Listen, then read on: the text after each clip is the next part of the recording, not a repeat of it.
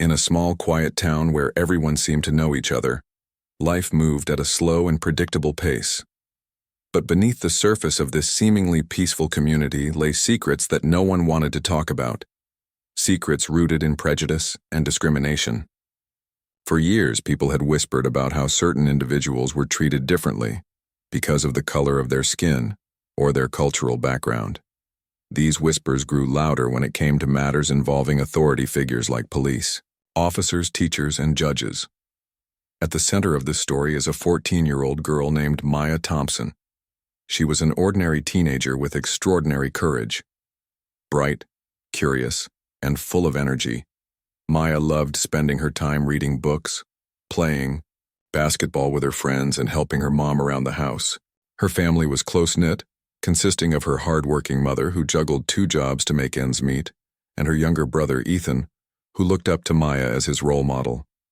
Despite facing challenges growing up in a mixed-heritage household, Maya always believed in fairness and justice. She often told her mom, "If you work hard and do what's right, everything will fall into place." But life had other plans for Maya. One evening, while walking home from the library, she noticed graffiti sprayed on the side of a local store. It wasn't anything unusual.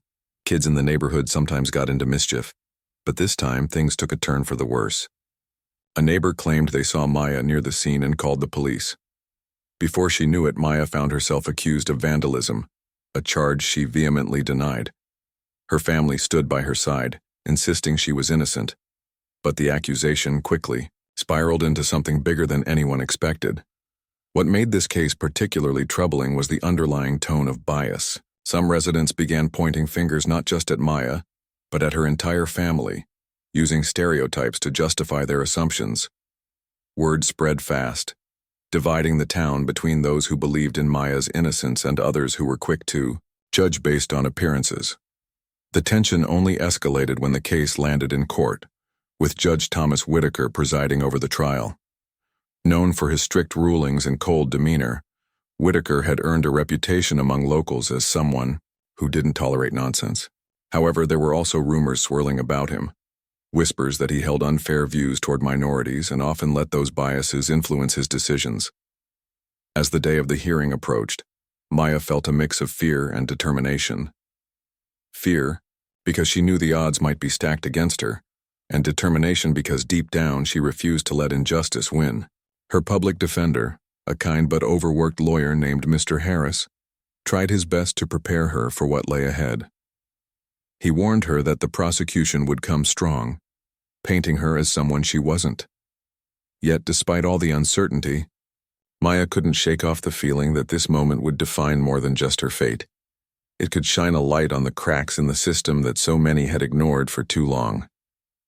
Little did she know, her voice was about to become a catalyst for change in ways no one anticipated. The day of the hearing arrived, and the courtroom buzzed with nervous energy. Rows of wooden benches creaked under the weight of spectators who had gathered to witness the trial.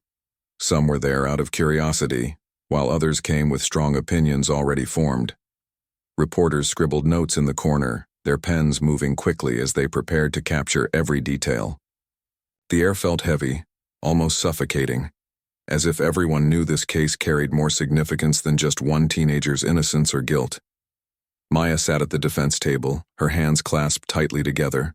She wore a simple blue dress borrowed from her aunt, trying her best to look calm despite the storm brewing inside her. Beside her, Mr. Harris shuffled through papers, his brow furrowed in concentration. Though he was kind-hearted and genuinely believed in Maya's innocence, it was clear he wasn't fully equipped to handle such a high-stakes case. Public defenders often juggled dozens of cases at once, leaving little time for preparation. Maya glanced at him occasionally, silently hoping he'd find a way to turn things around. Across the aisle, the prosecutor, Ms. Reynolds, exuded confidence. Dressed sharply in a dark suit, she spoke with authority, laying out her argument piece by piece. Her tone was firm, almost accusatory, as she painted Maya as a troubled teen with a history of questionable behavior. Of course, none of these claims were backed by evidence, just vague insinuations meant to cast doubt. When she mentioned how kids like her often got into trouble, the phrase hung in the air like a dark cloud. It wasn't hard to miss the implication behind her words, and Maya felt her cheeks burn with anger and embarrassment. Judge Thomas Whitaker sat above them all, his expression unreadable. His thick glasses reflected the fluorescent lights overhead, making it seem like his eyes were hiding behind a shield. He leaned back in his chair, arms crossed, occasionally nodding along as the prosecutor spoke. Whenever Mr. Harris attempted to counter the accusations, the judge interrupted with sharp remarks.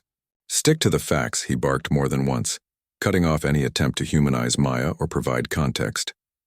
At one point, when Maya's mother tried to explain how her daughter spent most of her evenings studying or helping care for Ethan, Judge Whitaker waved her off dismissively, saying, "We don't need a sob story here." The tension in the room grew thicker with each passing minute. Maya noticed subtle things, the way Judge Whitaker barely looked at her when she entered the courtroom, the slight sneer on his face whenever her family members spoke, the condescending tone he used when addressing Mr. Harris. Each gesture, no matter how small, added up to a pattern that made her stomach churn. She couldn't shake the feeling that this wasn't just about vandalism anymore. It was about something deeper, something uglier. As the prosecution wrapped up its opening statements, Maya felt her heart pounding in her chest. She wanted to scream, to tell everyone that she hadn't done anything wrong. But she also knew that losing her temper wouldn't help. Instead, she took slow, deliberate breaths, focusing on the sound of her own voice in her head. "Stay calm," she told herself. "You can do this." For now, all she could do was wait for her turn to speak, and hope that someone, anyone, would listen. The atmosphere in the courtroom shifted slightly as the judge announced a short recess before the defense presented its case. People stretched their legs, whispered among themselves, or stepped outside for fresh air. Maya stayed seated, staring straight ahead, her mind racing with thoughts. She didn't realize it yet, but this moment, the quiet pause before the storm, would become the turning point of her life. When the recess ended and the courtroom reconvened, the tension returned like a thick fog. Maya's heart thudded in her chest as she watched Mr. Harris rise to present their defense. He began with a shaky voice, laying out the timeline of events that proved Maya's innocence. But every time he tried to introduce evidence or call attention to inconsistencies in the prosecution's case, Judge Whitaker cut him off with curt remarks. "Relevance?" the judge snapped repeatedly, his tone sharp enough to make even the spectators flinch. It was clear that the deck was stacked against them, and Maya could feel her hope slipping away. As Mr. Harris struggled, the prosecutor seized the opportunity to pile on more accusations.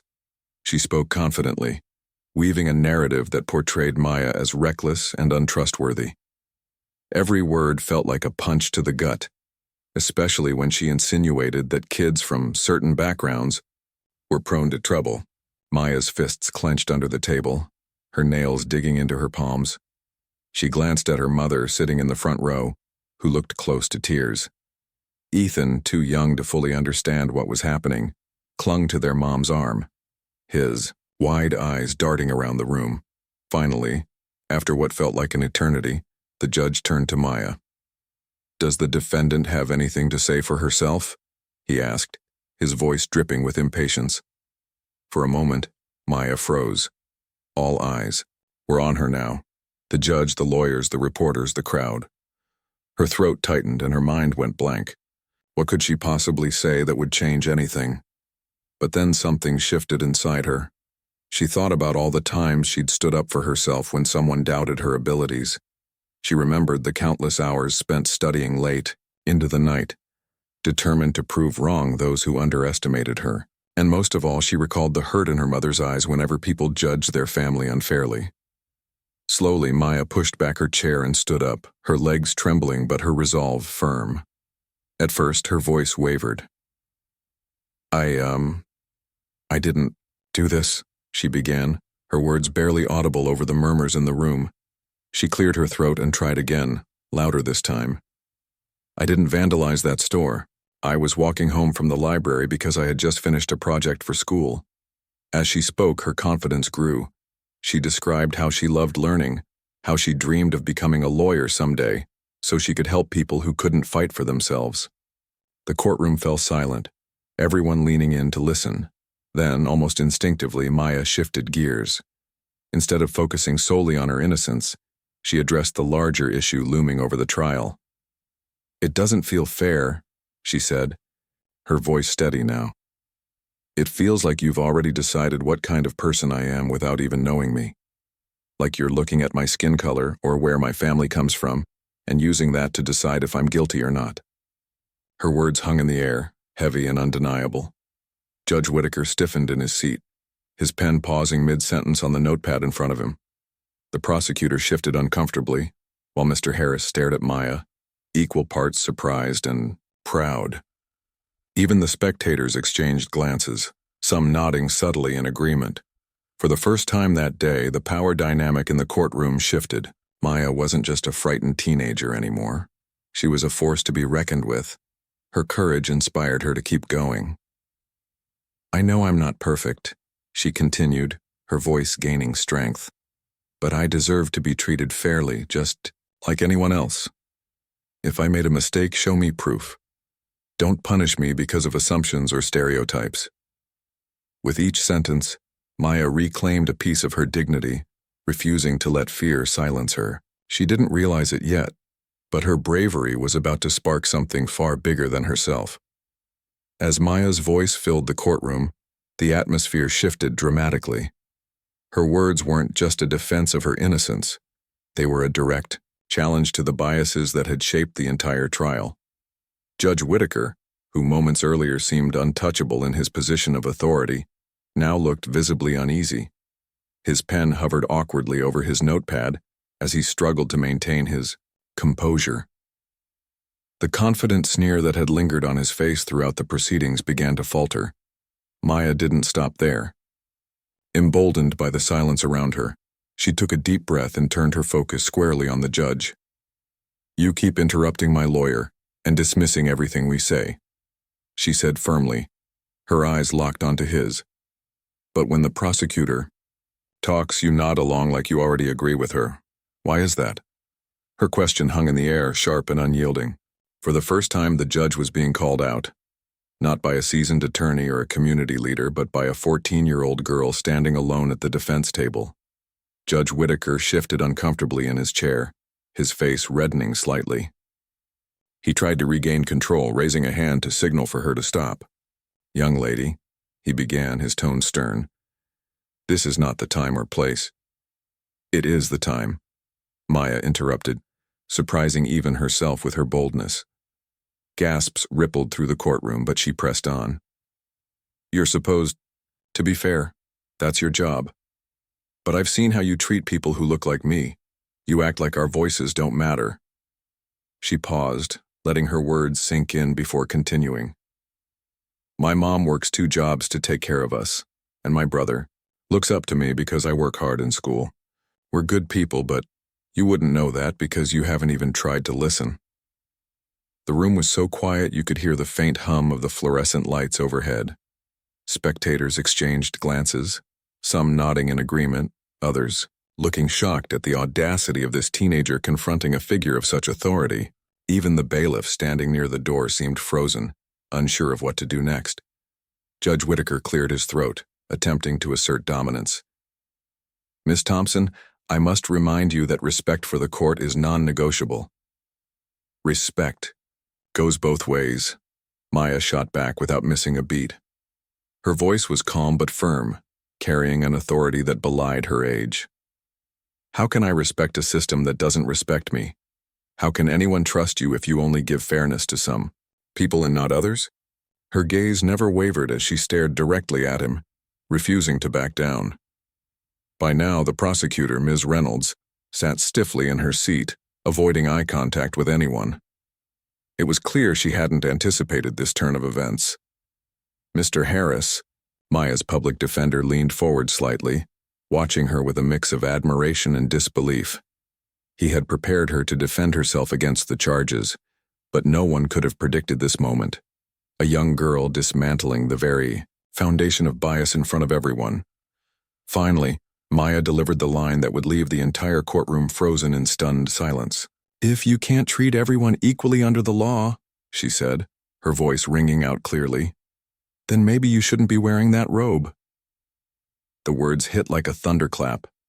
Every head turned toward the judge, waiting to see how he would respond. For several long seconds, Judge Whitaker said nothing, his face pale and his jaw clenched tightly. The gavel in his hand remained motionless, unused, as if even he knew it wouldn't hold the same weight anymore. The tension in the room was palpable, thick enough to cut with a knife. No one dared to speak. No one moved. A teenager had just exposed the cracks in a system many had chosen to ignore, and in doing so, she had forced everyone present to confront uncomfortable truths they couldn't easily dismiss. The silence in the courtroom was deafening. Every word Maya had spoken lingered in the air, heavy and undeniable. Judge Whitaker sat frozen behind his bench, his face pale and his hands gripping the edge of the desk, as if trying to steady himself. For a man who prided himself on control and authority, this moment felt like an earthquake shaking the very foundation of his power. The gavel rested untouched beside him, symbolic of how powerless he suddenly seemed. In the rows of spectators, whispers began to ripple through the crowd. Some people nodded in agreement with Maya's words, their faces reflecting a mix of admiration and disbelief. Others looked uneasy, shifting uncomfortably in their seats as they processed what they had just witnessed. A reporter sitting near the front row quickly pulled out her phone, typing furiously to capture every detail of the scene unfolding before her. She sensed that this wasn't just another court case. It was history in the making. One woman in the back stood up, unable to contain herself any longer. "She's right," she exclaimed, her voice trembling with emotion. "This isn't justice." Before the bailiff could intervene, others joined in, murmuring their support for Maya.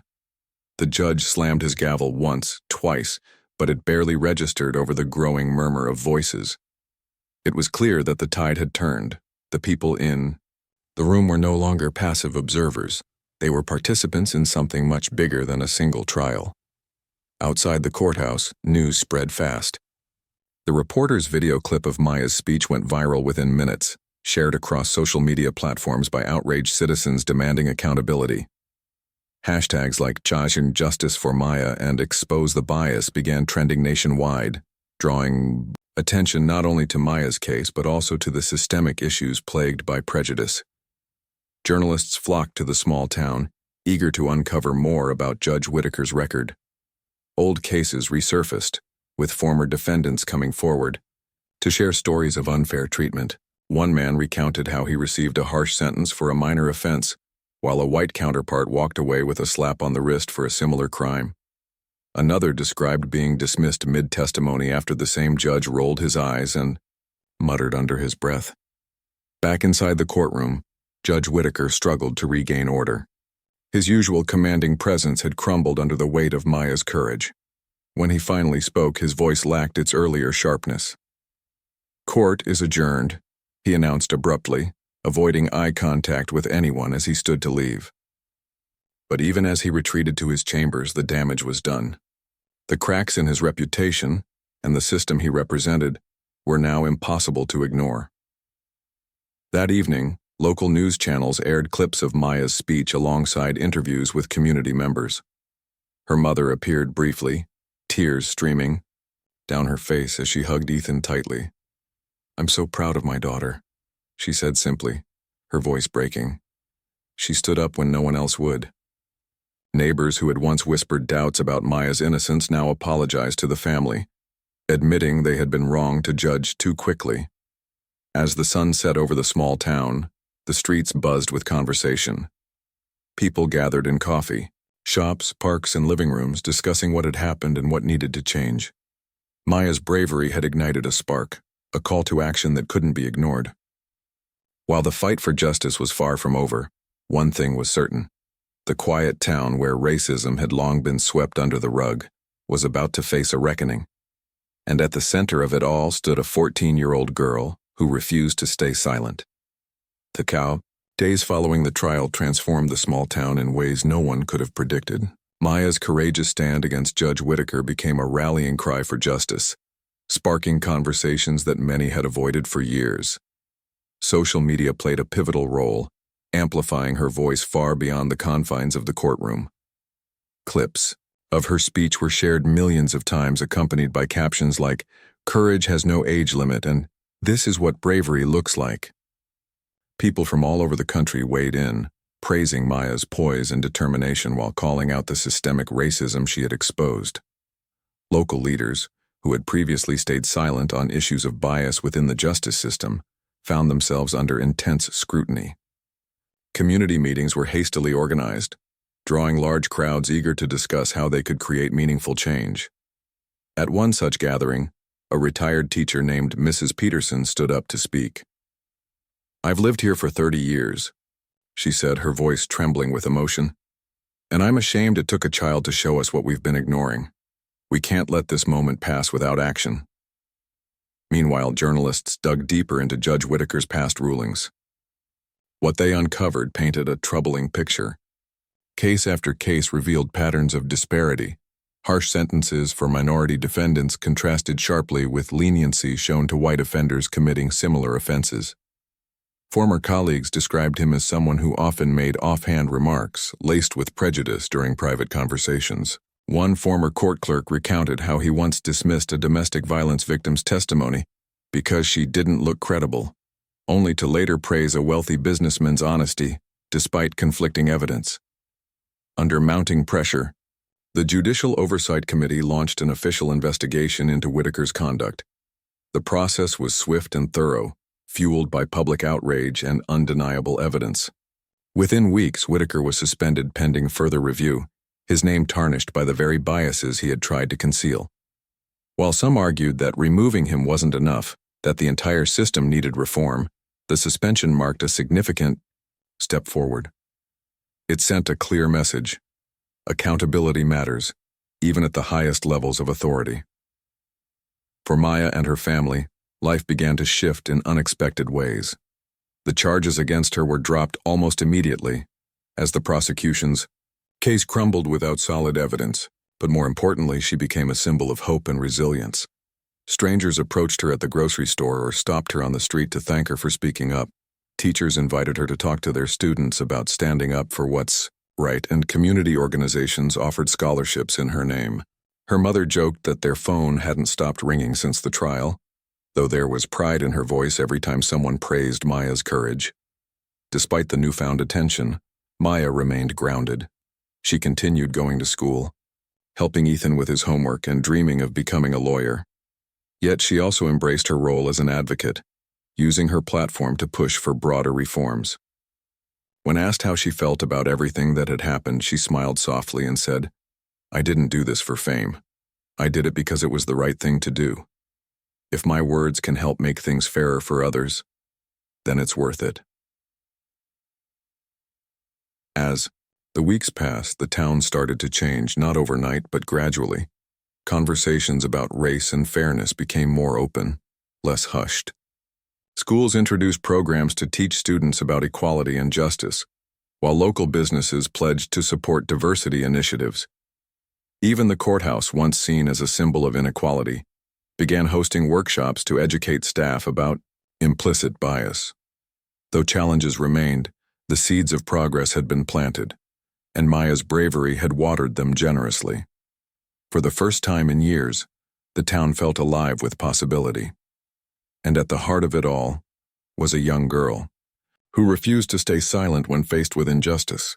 The ripple effects of Maya's courage continued to spread far beyond the courtroom, touching lives and inspiring action in ways no one could have imagined. Judge Whitaker's suspension was just the beginning.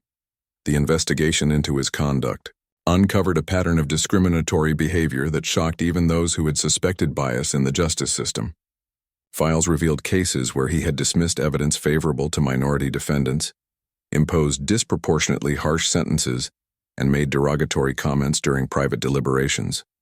His actions were not isolated incidents but part of a systemic problem that demanded urgent reform. In response, the town formed a coalition of community leaders, activists, educators, and legal professionals to address these issues head-on. They called it the Justice for All Initiative, with Maya invited as an honorary member. Though she was only 14, her voice carried immense weight. At their first meeting, held in the local library auditorium, Maya spoke to a packed room of eager listeners. "Change doesn't happen overnight," she said, standing tall despite her nerves. "But we can start by listening to each other and holding ourselves accountable." Her words resonated deeply, earning thunderous applause and cementing her role as a leader in the movement. The initiative quickly gained momentum. Schools across the district introduced programs focused on diversity, equity, and inclusion, teaching students about the importance of fairness and respect from an early age. Local businesses pledged to hire more inclusively and provide training to combat workplace bias. Even law enforcement agencies joined the effort, hosting workshops on cultural sensitivity and de-escalation tactics. Slowly but surely, the town began to transform, not perfectly but with genuine intent.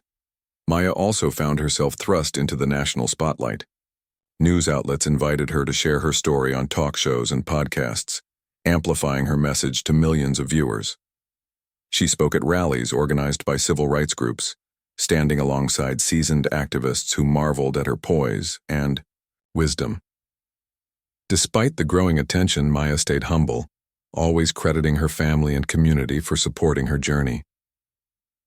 "I'm just one person," she often said, "but together, we're stronger." Back home, life became both busier and brighter for Maya and her loved ones. Her mother proudly displayed newspaper clippings featuring Maya's achievements on the fridge, while Ethan beamed whenever someone called his big sister a hero. Neighbors who had once doubted them now greeted the family warmly, apologizing for their earlier skepticism. For the first time, Maya felt truly seen, not as a stereotype or statistic, but as a human being worthy of respect. Yet amidst all the progress, challenges remained. Some people resisted change, accusing Maya and the initiative of stirring up trouble or playing the race card. Anonymous letters criticizing her appeared in the family mailbox, and online trolls attacked her on social media. But Maya refused to let hate silence her. With support from her loved ones and mentors, she learned to navigate the negativity, focusing instead on the positive impact she was creating. One particularly powerful moment came when the governor visited the town to commend its efforts toward reform. During his speech, he singled out Maya, presenting her with a certificate of recognition for her bravery and leadership. "You remind us that courage knows no age," he said, shaking her hand firmly. Tears welled up in Maya's eyes as she looked out at the cheering crowd. It wasn't the applause that moved her. It was knowing that her voice had sparked real, tangible change.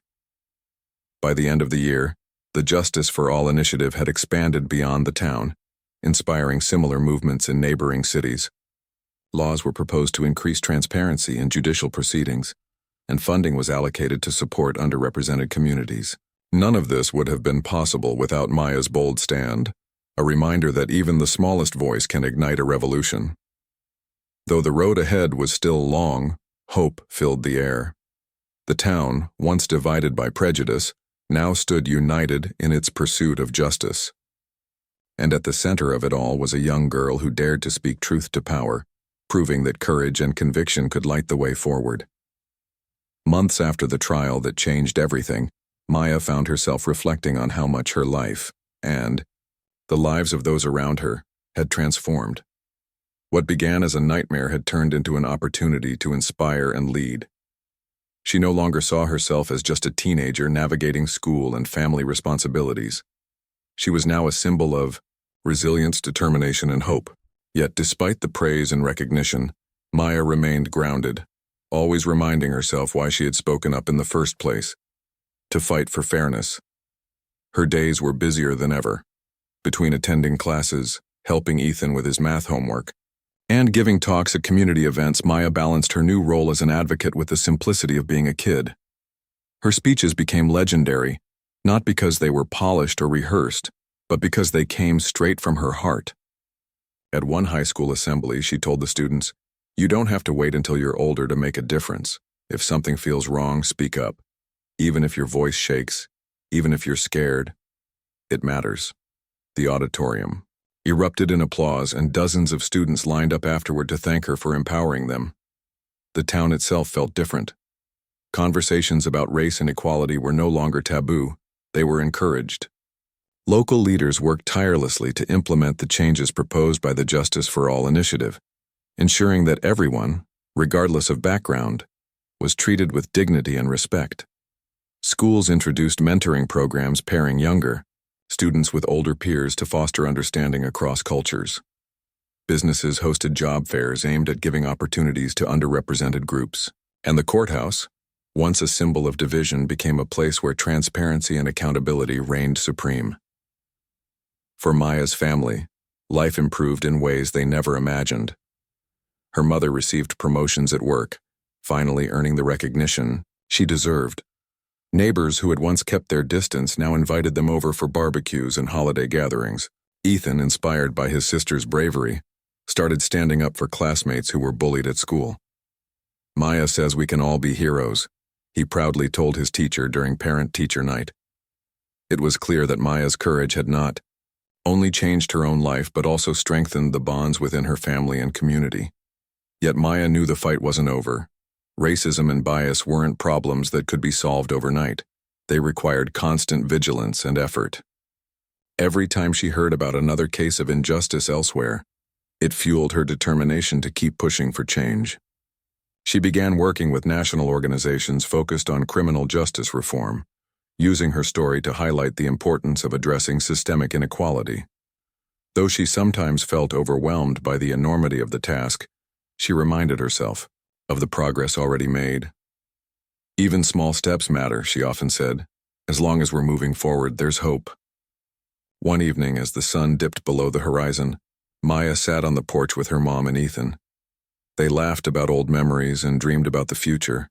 Maya talked about applying to law school someday, imagining herself arguing cases in courtrooms where fairness prevailed. Her mom smiled, tears glistening in her eyes.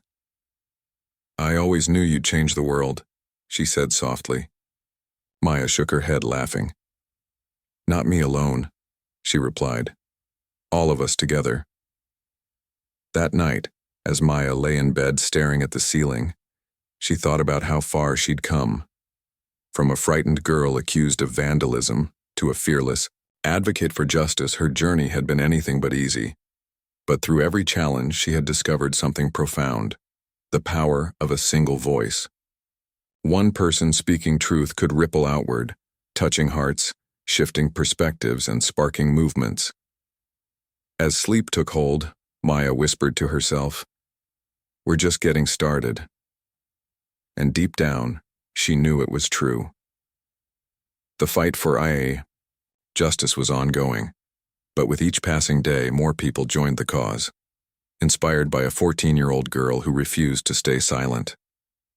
In a world often clouded by prejudice, Maya Thompson proved that courage, compassion, and conviction could light the way to